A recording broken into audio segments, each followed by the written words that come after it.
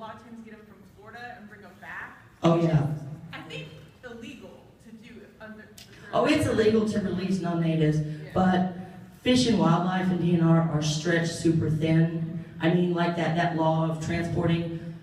Who would have been out there checking? Do you have a big snake? You can't cross the line, you know.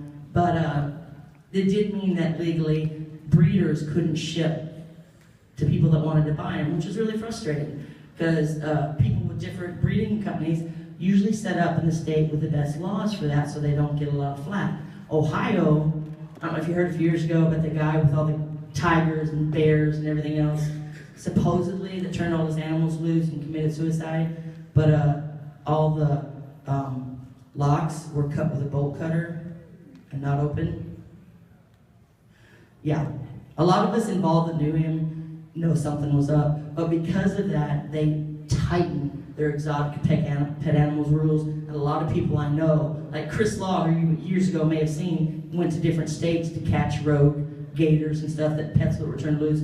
He is down in Louisiana now because it got too strict for him with his croc and gator rescue and stuff. It's really frustrating. Somebody does something dumb, and the people that are following the rules and following the laws, they're the ones that have to pay. I mean, when there's licensing and stuff, it's the law-abiding ones that have to jump through all the hoops, cross the T's and dot the lowercase j's and all that stuff.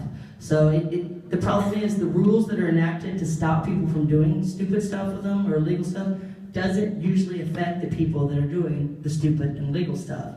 So it's a really frustrating thing. Do you have one? Yeah, when transporting reptiles, what's the best way to go about doing that? Especially long distances. If it's long distances, don't put a water bowl in there, you will regret it. If it's a tortoise, put some sort of bedding in there because they're gonna poop at least once on the trip. Even if you tub them first. A lot of times if we're going on a long trip, everybody gets a turn soaking in some warm water, which really stimulates them. Oh, I must have to go potty. But there's always at least somebody. When we got here Friday, I was like, you guys, you wait to the last second, and I gotta get paper towels. And what do you want to say? Also, if you have a tortoise like that or any other animal that brings greens, you better buy like a bag or two of greens. Yeah, bring some greens. That's good for moisture and stuff.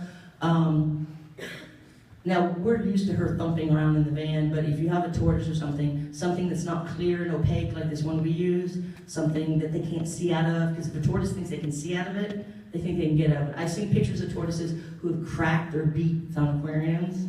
It doesn't seem to affect aquatic turtles. I don't know if it's the distortion of the water or what, but if you put a land tortoise in a glass aquarium, they will just against the glass, and I've seen pictures where they've had to go to the vet because their beak cracked.